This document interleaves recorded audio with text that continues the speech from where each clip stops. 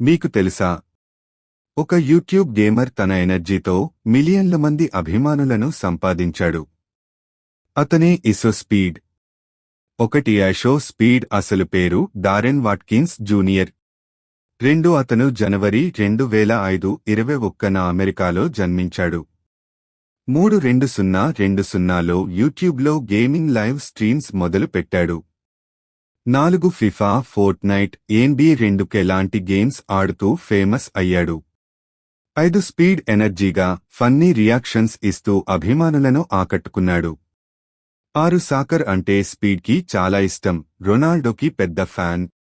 7 అతని సిహూ reaction viral అయ్యింది.